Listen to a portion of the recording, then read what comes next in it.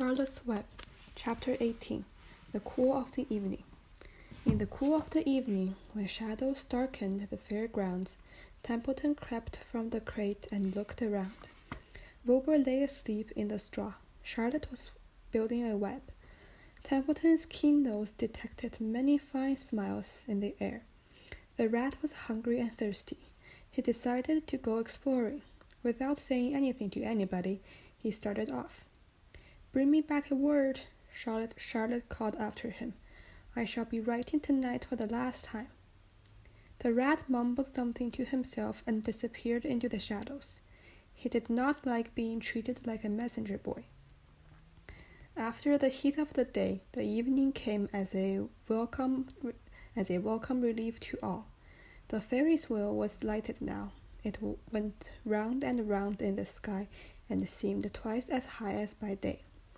There were lights on the midway, and you could hear the crackles of the gambling machines and the music of the merry-go-round and the voice of the man in the piano booth calling numbers. The children felt refreshed after their nap.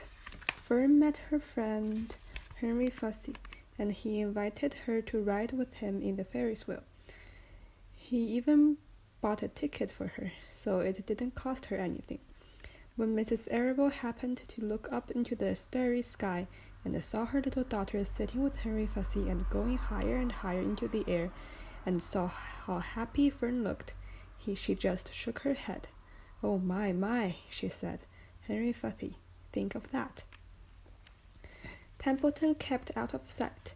In the tall grass behind the cattle barn, he found a folded newspaper. Inside it were leftovers from somebody's lunch. A deviled ham sandwich, a piece of Swiss cheese, part of a hard-boiled egg, and the core of a wormy apple. The rat prowled in and ate everything. Then he tore a word out of the paper, rolled it up, and started back to Wilbur's pen. Charlotte had her web almost finished when Templeton returned, carrying the newspaper clipping. She had left a space in the middle of the web. At this hour, no people were around the pig pen, so the rat and the spider and the pig were by themselves. "I hope you brought a good one," Charlotte said. "It is the last word I shall ever write." "Here," said Templeton, unrolling the paper. "What does it say?" asked Charlotte. "You'll have to read it for me." "It says humble," replied the rat. "Humble?" said Charlotte. "Humble has two meanings. It means not proud, and it means near the ground. That's Wilbur all over. He's not proud, and he's near the ground."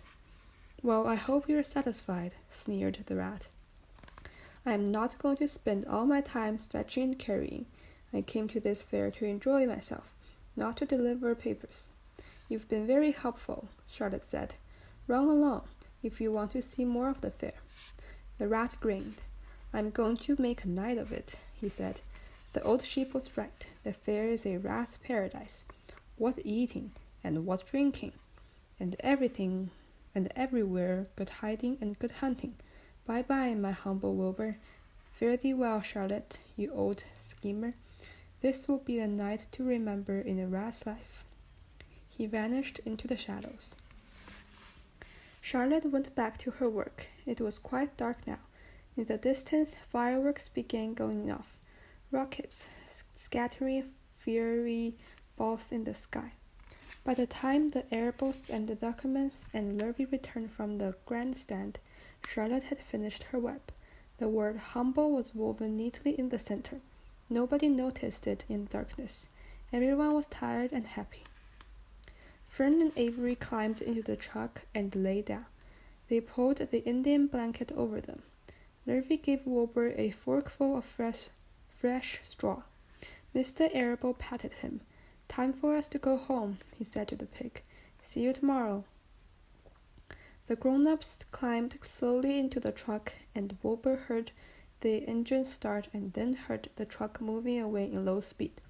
He would have felt lonely and homesick had Charlotte not been with him. He never felt lonely when she was near. In the distance, he could still hear the music of the merry-go-round. As he was dropping off to sleep, he spoke to Charlotte. Sing me that song again, about the dawn and the dark, he begged. Not tonight, she said in a low voice. I am too tired.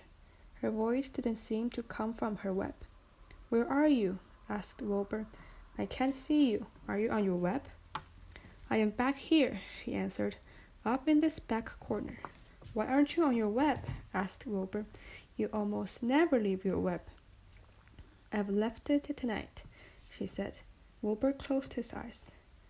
Charlotte, he said, after a while, do you really think Zuckerman will let me live and not kill me when the cold weather comes? Do you really think so? Of course, said Charlotte. You're a famous pig and you're a good pig. Tomorrow you will probably win a prize. The whole world will hear about you. Zuckerman will be proud and happy to own such a pig. You have nothing to fear, Wilbur, nothing to worry about. Maybe you'll live forever, who knows? And now go to sleep. For a while there was no sound. Then Wilbur's voice. What are you doing up there, Charlotte? Oh, making something, she said.